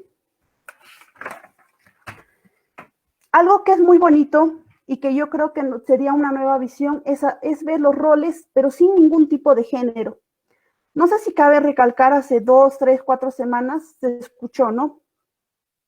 Por ejemplo, ver a un hombre bailar ballet.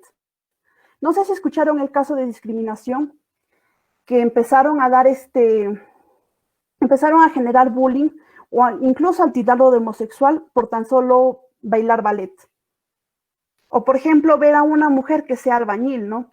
Estuve investigando y en todas las construcciones solamente se encuentra del 3 al 5% encontramos a mujeres que sean albañiles. Pero los sueldos no ganan ni la mitad de lo que gana un hombre que pueda realizar las mismas funciones. Ahora, por ejemplo, sería tan bonito ver a un hombre que teja, ¿no? Que tan solo el tejido no sea direccionado hacia una mujer, sino también que lo puedan hacer los hombres. Claro que ya se han ido viendo casos. Por ejemplo, yo conocí una persona, bueno, que hoy en día es médico y que él, para poder sustentar se ponía a tejer y vendía estos tejidos, ¿no? Ahora, por ejemplo, lo que ya vamos viendo lo que son las conductoras de buses, y ahora, por ejemplo, lo que vemos más cotidiano, mujeres policías, pero antes solamente policía podía ser una mujer.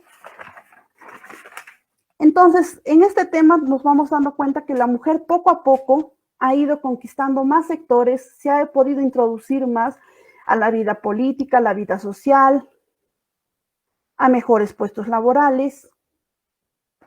Ahora, más o menos para finalizar, ya por el tiempo, quisiera mencionar algunos casos de la Corte Interamericana en el cual nos hablan sobre los estereotipos y los roles, ¿no? Por ejemplo, hay un caso de Campo Algodonero del 16 de noviembre del 2009.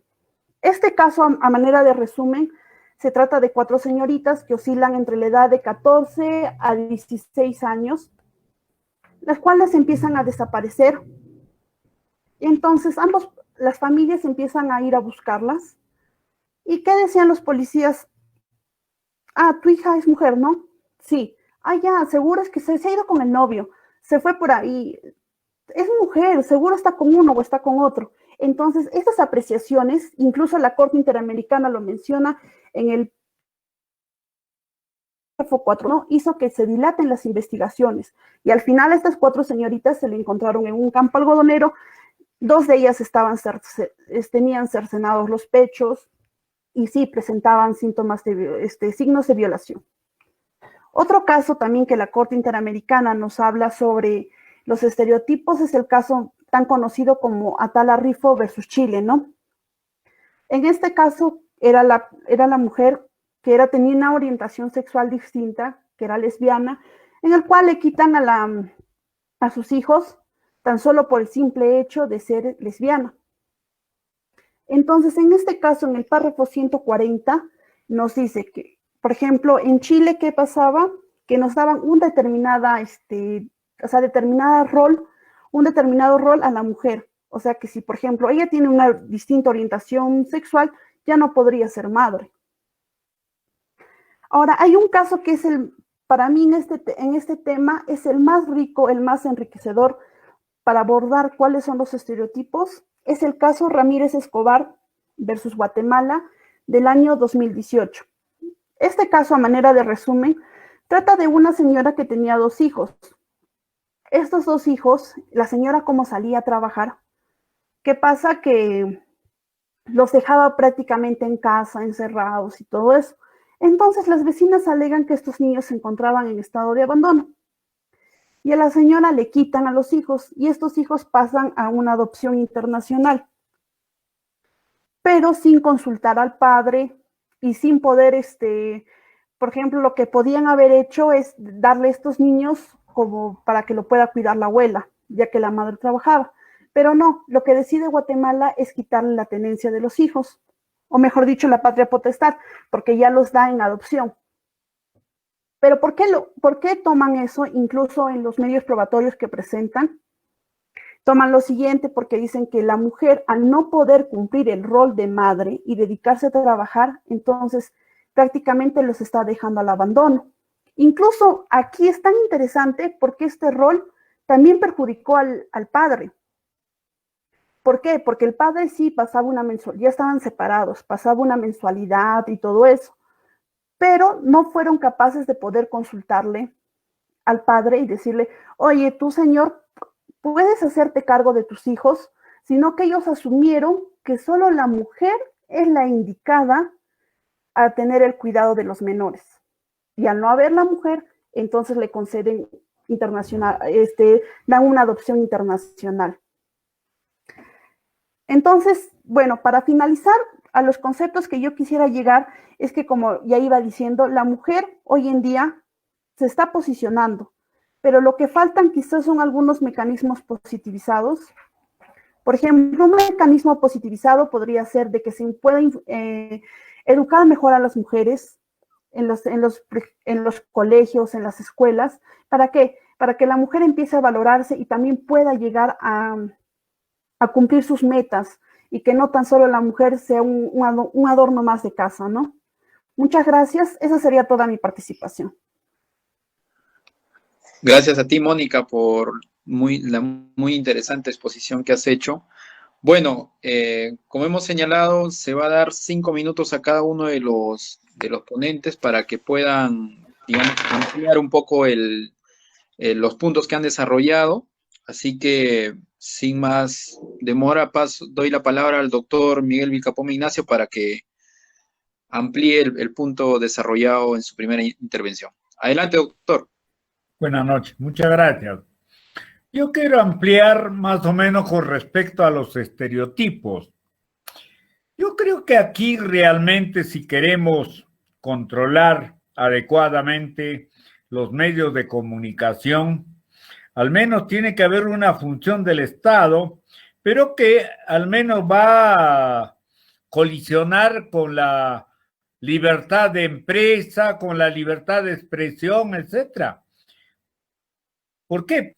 Realmente lo que se puede observar en las propagandas de los medios de comunicación, cómo se presenta a la mujer.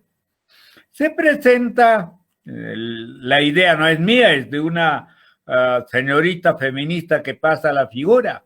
Las mujeres están siempre semidesnudas, ¿no? Se le ve las piernas, se le ve el ombligo, se les ve todas las partes. Y luego están con las piernas abiertas. Ella misma decía, ¿qué cuesta a las mujeres cerrar? Entonces eso es ya una propaganda. Obviamente se ha estereotipado en los medios de comunicación una mujer que está presto, creo que a ofrecer el cuerpo.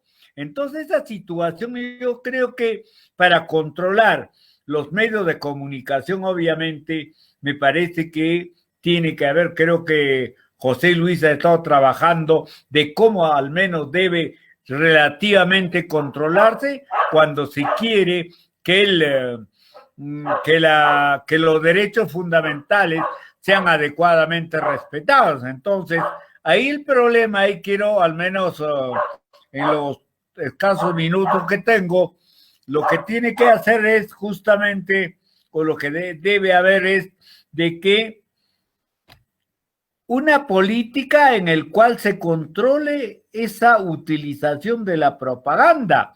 ¿Cómo? Yo creo que de todas maneras va a intervenir el Estado. De todas maneras, porque de lo contrario el papel de la sociedad civil, yo creo que no tiene fuerza. Entonces el problema está aquí, yo creo que para ir concluyendo, el asunto de que ya no vivimos la etapa ni siquiera de la modernidad. Ahí están las ideas de repente de Jean-François Lyotard, que dice que ha muerto ya las grandes narraciones, las grandes historias. Vivimos una etapa de las pequeñas historias, y cuando al menos observamos las ideas de Zygmunt Bauman, nos dice que en estos momentos la sociedad se ha vuelto líquida, no hay nada sólido, no hay nada estático.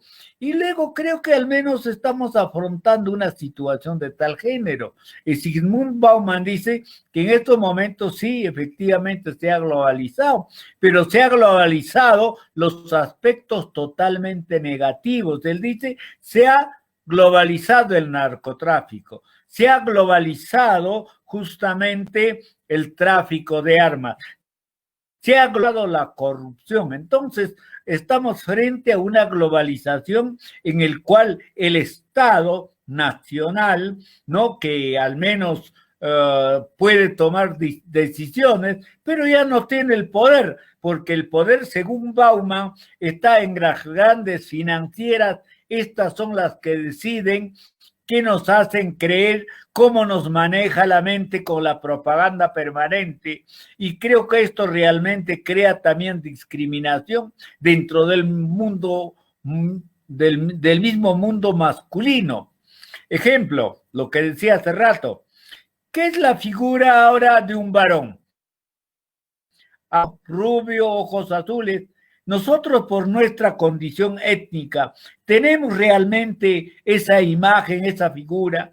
Cuando revisamos socialmente la situación, es totalmente diferente, y luego se crea con ese estereotipo de la imagen, tanto de la mujer como del varón, se crea una situación de discriminación, y luego dice que es más doloroso que el joven que quiere ser como los medios de comunicación ofrecen la imagen, y realmente se sienten marginados y torturados por una situación. Entonces el problema está en eso. El aspecto es de la familia. Realmente ya no va a ser la familia tradicional de antes. Tiene que cambiar, desgraciadamente, algunos esquemas. Es cierto que en una situación de desventaja, antes se dedicaba a la familia, a la educación, al cuidado de la niña, del joven, la madre. Pero sin embargo, actualmente trabajan la madre, el padre. ¿Por qué? Porque la situación económica no alcanza, etcétera. Y luego los hijos obviamente no están ya con mucho cuidado, entonces yo creo que se resquebraja de alguna manera la familia. Eso no significa que las feministas o quienes luchan por la igualdad de género estén contra la familia, sino lo que ocurre es que sí, pues va a cambiar. Yo creo que ahí Jean-François Lyotard es muy preciso. Dice, señor, las familias tradicionales van a cambiar, ya no puede ser igual como en anterior oportunidad lo fue, donde toda la carga de la familia estaba en manos de la mujer. Entonces, todos estos aspectos creo que necesitan reflexionar en lo sucesivo por temas específicos, el aspecto del estereotipo, más o menos qué es lo que sucede, la situación de la familia, cómo va a ser la familia, porque el problema es de que a consecuencia de que ambos esposos trabajan, realmente se ha generado, se ha visto las pandillas a nivel de las grandes ciudades, ¿no? Entonces yo creo que son fenómenos que de todas maneras se van a producir o reproducir a consecuencia de la modificación de la organización social, que obviamente hay que saberlo afrontar. Yo creo que es un aspecto muy fundamental, importante de los problemas. Y luego la violencia es otro tema. El problema en la violencia, yo creo que hay una situación, en primer lugar, ¿no? Se dice que antes no era noticia el maltrato del esposo hacia la mujer, no sé, posiblemente, pero yo no me recuerdo que cuando era niño al menos se daban muertes tan crueles como últimamente se percibe, ¿no? Y rociarlo con gasolina, prenderle fuego, entrar a un establecimiento donde está la dama, le mete también al menos a gasolina, lo prende, etcétera. Luego a algunos lo meten en un barril y luego lo cementan. Esas cosas no hemos escuchado, entonces al menos yo pienso que hay una reacción de ese sector radical del masculinismo de dar un mensaje justamente a los medios de comunicación que sí, las mujeres luchan por su igualdad, ¿no? Hay ministerio de la mujer, hay comisión en el Parlamento de la mujer, hay una defensoría de la mujer, etcétera. Las instituciones, las normas, creo que están justamente para trabajar para trabajar a favor de la mujer y no a la discriminación de la marginación. Pero sin embargo, algunos comportamientos posiblemente de carácter psicológico realmente parece que dieran un mensaje a un sector de los varones para que el tratamiento sea igual, o sea, se reproduce una violencia radical contra la mujer y luego no le interesa a los hijos que tiene, ni al varón, ni al exconviviente, ni al esposo. Entonces yo creo que estos aspectos particularizando puede ser objeto de análisis, como al menos han demostrado todos los que han participado en este certamen, y de repente con personas especialistas en la materia, ¿no? Entonces esa sería mi intervención. Yo realmente les agradezco a todos ustedes y luego al menos invito a fin de que con este medio continuemos debatiendo, conversando, hacemos una proyección social de reflexión para los dos y para nuestra sociedad. Nada más. Muchas gracias. Gracias a usted, doctor Vilcapoma. Bueno, vamos a dar pase para que la abogada Francesca Bartolo Guamán pueda continuar con su ampliación. Adelante, Francesca. Gracias. Bueno, respecto a la posibilidad de ampliar los argumentos que expuse, como lo señalé, el enfoque que le di a mi exposición es desde una perspectiva de la posibilidad de que todas las ideas que se expongan relativas a la cuestión de género deben ser debatidas, deben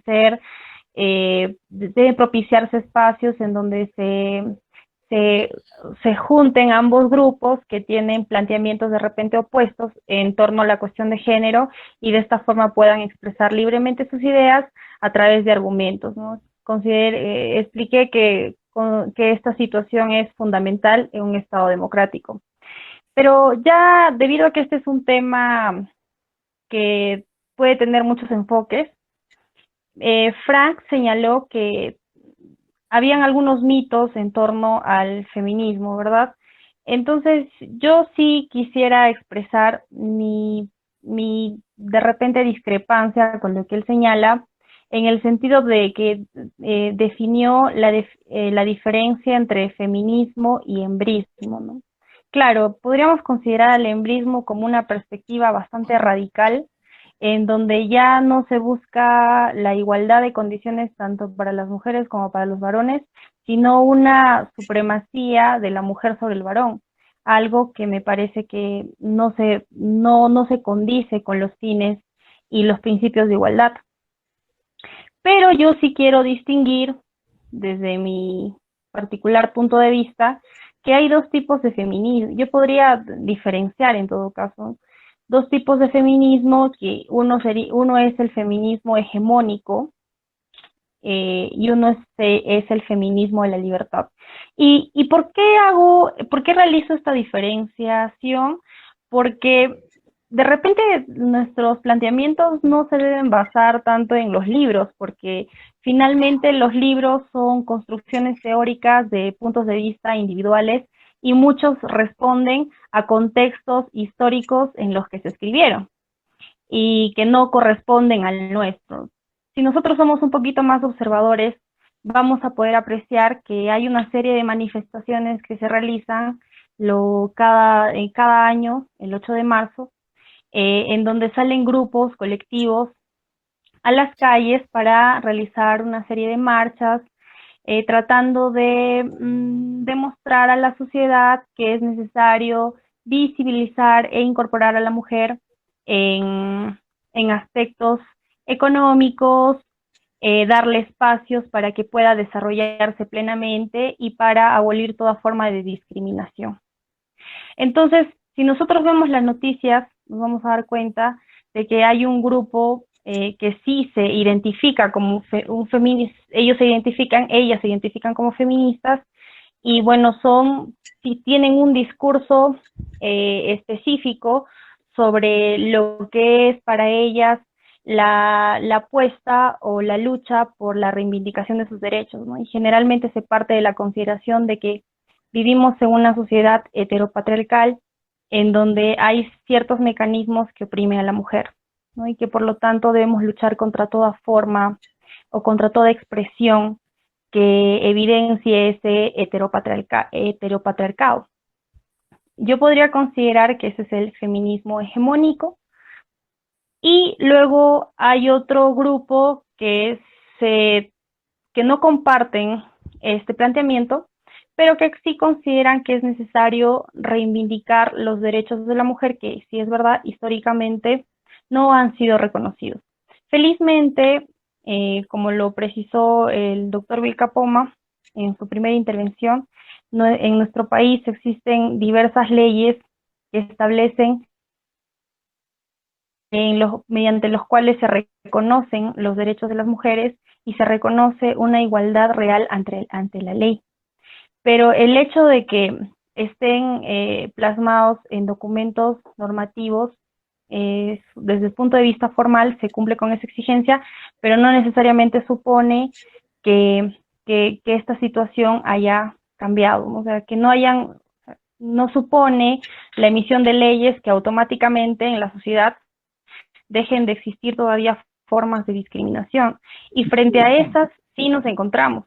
Y por eso es que es importante circunscribir y definir de repente, para no perdernos en el debate o en el planteamiento de nuestras ideas, qué es el enfoque de género y la ideología, lo que sería la ideología de género.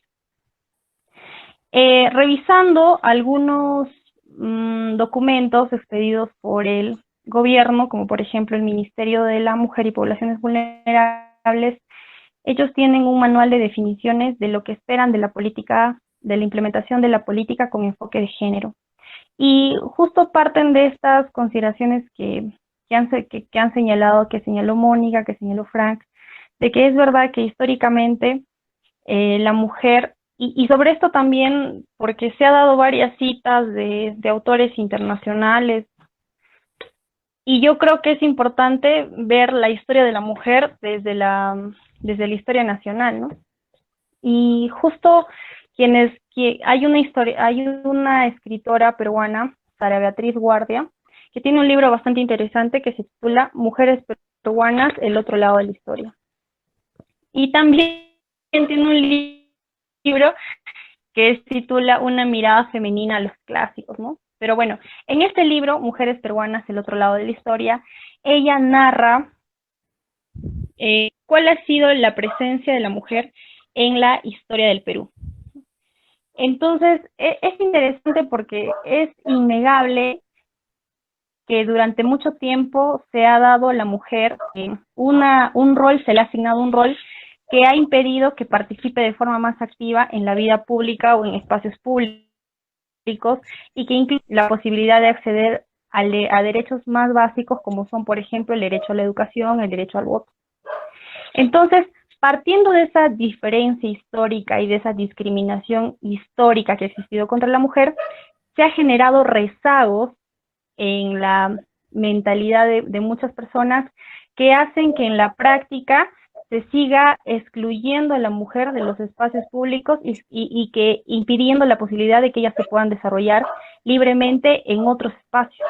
Y ahí, por ejemplo, ingresan los estereotipos de género, en donde señalan que no, las mujeres deben quedarse en casa cuidando a los hijos. Y por eso muchas mujeres internalizan esa idea y creen que efectivamente deben quedarse en sus casas cuidando a sus hijos y que eso es lo único que pueden anhelar o esperar de la vida, ¿no? Sin embargo, la idea de la libertad y del reconocimiento de los derechos es la posibilidad de que el ser humano, mujer y varón, se puedan realizar en su máxima expresión. Y esa posibilidad de que se desarrollen en su máxima expresión permite justamente que genera que la mujer ingrese a otros espacios en donde pueda desarrollar todas esas habilidades y ya no solamente en ese campo tan reducido como es el hogar. Entonces, partiendo de esas consideraciones, es que sí se ha considerado como una política del Estado el enfoque de género, reducir esas brechas, reducir los estereotipos, ¿no? ¿Para qué? Para que desde pequeños los niños empiecen a crecer con una mentalidad diferente, ¿no? Por eso cuando decían a los niños, a las niñas, por favor no les compren sus cocinitas y un bebito, sino de repente regálenle juguetes en los que puedan ser niñas exploradoras, niñas dentistas, niñas médicos. Entonces, la idea es esa, generar políticas en las que progresivamente se puedan incluir a la mujer en los espacios públicos. Y estas medidas son de naturaleza temporal, lo que se le llama acciones positivas. Por otro lado, es diferente es el discurso. Me parece que este discurso del enfoque de género, personalmente, es necesario para poder lograr las aspiraciones, las políticas públicas que tiene el gobierno y frenar de esta forma la discriminación histórica que ha venido sufriendo la mujer, y también eliminar algunos actos de violencia que se generan hacia la mujer por personas que creen que somos seres a los que se puede, que tienen una condición diferente, ¿no? Y sobre las cuales, o sea, nosotras, eso podemos ser objeto de dominio, de posesión, etcétera. Pero es diferente la ideología de género, que ahí sí ingresa una indeterminación de conceptos que merece ser reflexionada y estudiada a profundidad. Leyendo un poco a Judith Butler y también a Simone de Beauvoir, con esa frase que me parece que Mónica mencionó, sobre el hecho de que la mujer no nace, sino la mujer se hace, se parte de la consideración.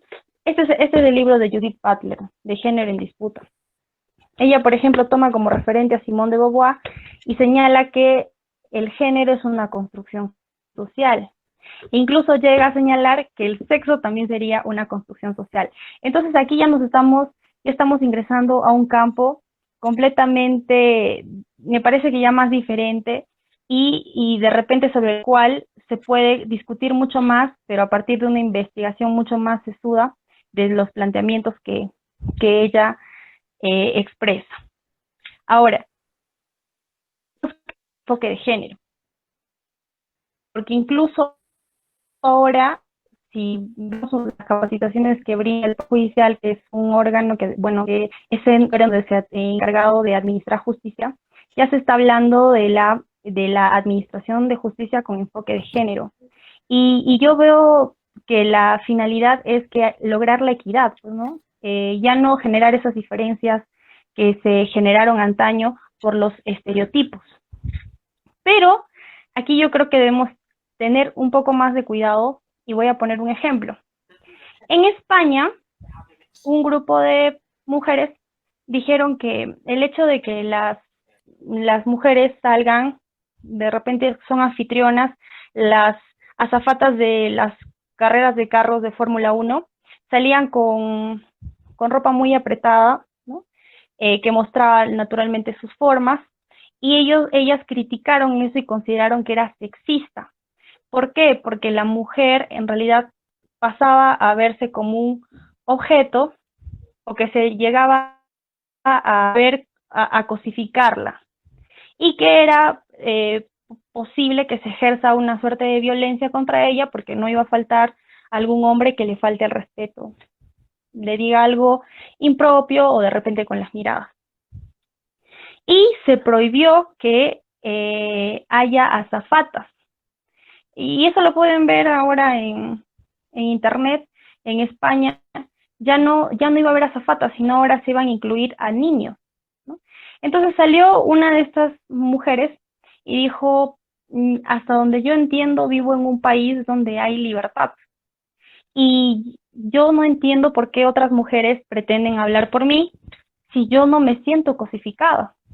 Es el oficio que yo he elegido de azafata, constituye el ejercicio libre de mi decisión, porque a mí me gusta ser azafata.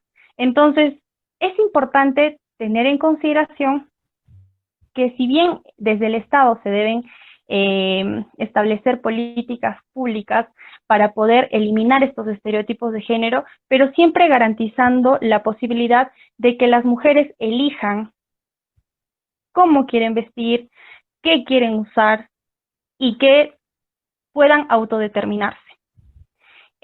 Como señalé, considero que un lugar en donde un país que respeta las libertades de sus ciudadanos es un país que avanza no solamente en sentidos democráticos, sino también porque permite que sus ciudadanos se realicen de la forma en la que ellos consideran que es mejor para su propia existencia. Esa es la finalidad.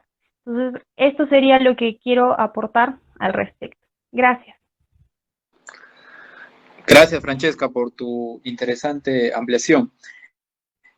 Bueno, para continuar, voy a dar la posta a Fran. Fran, por favor, puedes continuar. Ya, bien, Andrés, muchas gracias. Me parece interesante el planteamiento de Francesca, y hay muchas cosas que comparto, ¿no? Porque en realidad todo lo que gira en torno a la mujer y al varón no son cosas distintas, ¿no? Todo gira al ser humano en sí, ¿no? Y que este ser humano tiene que ser puesto en el centro, ¿no?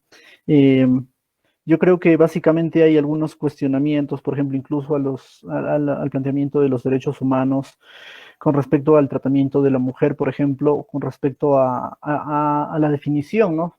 Se dice que las mujeres también son un grupo, una minoría social que lucha por sus derechos, ¿no? Un concepto totalmente erróneo desde mi postura, porque minoría social no podría definirse a las mujeres, porque las mujeres son la mitad de la población, ¿no? Hay mitad varones y mitad mujeres en toda la Tierra, en nuestro planeta. Entonces, definirlos como minoría social, en principio creo que es un aspecto equivocado, ¿no? Del que están en proceso de modificar, ¿no? Porque hablamos de un ser humano en común. Ahora, con respecto al embrismo y el feminismo que hacía mención Francesca, claro, también comparto hasta cierto punto, pero también hay que considerar que dentro del feminismo también hay mujeres que son embristas, pues, ¿no? Por ejemplo, las mujeres que toman al feminismo y dicen que están en contra de los varones, pero nosotros luchamos dentro de los colectivos sociales, entonces son mujeres feministas que, si bien son feministas, pero tienen más tendencia a ser hembristas, ¿no? Entonces, ese es por un aspecto, ¿no? Por otro aspecto, también creo que, como lo volvería a recalcar, es la distinción entre lo que viene a ser la perspectiva de género y la teoría queer, ¿no? Y en último caso, la ideología de género, por otro lado. Creo que creo que ya definí la perspectiva de género, ¿no? Más o menos en qué dirección va, ¿no? Y la teoría queer con relación a que tiene otro matiz, no son teorías completamente distintas.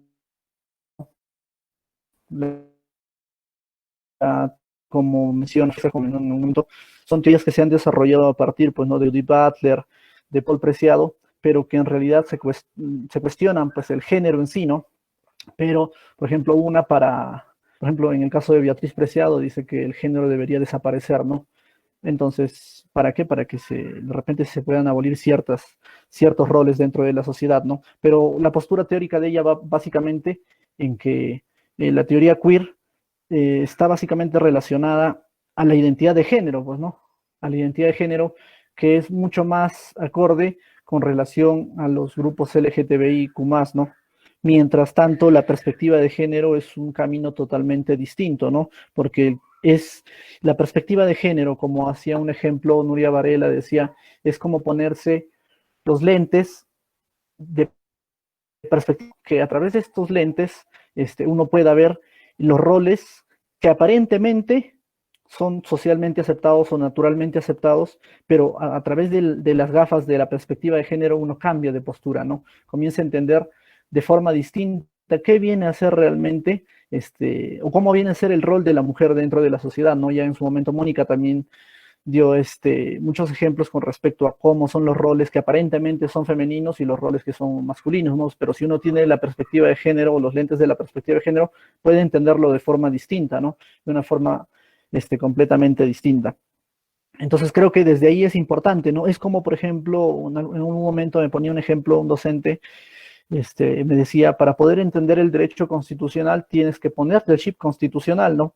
Porque en realidad a partir de este chip constitucional tú vas a poder entender cómo es la visión que tienes, pues, de un determinado caso o de la realidad social. Porque se podría decir, un chip penalista es muy distinto al chip constitucionalista. En este mismo sentido, podemos decir que la perspectiva de género es una forma de ver y una forma que incluso jurídicamente se ha reconocido, como ya se mencionó, la Corte Suprema la Corte Suprema de Justicia de México lo ha reconocido, ¿no? En una de sus sentencias, el Tribunal Constitucional peruano también ha tenido oportunidad de pronunciarse con respecto a la perspectiva de género, ¿no? Y todo lo que implica dentro de la sociedad la vulneración a una mujer, ¿no? Por ejemplo, una mujer, por ser pobre y encontrarse en determinada situación, ¿no? Entonces, eso es importante. Ahora, con respecto a la ideología de género, no soy muy creyente con respecto a la ideología de género porque considero que la ideología de género es básicamente un movimiento que para mí, desde mi perspectiva, no tiene fundamento científico, ¿no? A otros le atribuyen el fundamento científico biológico, pero en realidad ya el género y el sexo se ha ido analizando desde una perspectiva más amplia, sobre todo el sexo, ¿no? El sexo no solo ya viene a ser una perspectiva, perdón, una construcción biológica, sino también se dice hoy en día, ¿no? Se ha reconocido que el sexo es una construcción biopsicológica y social, ¿no? Entonces no solo interviene biológicamente, sino también social y también psicológica, pues, ¿no?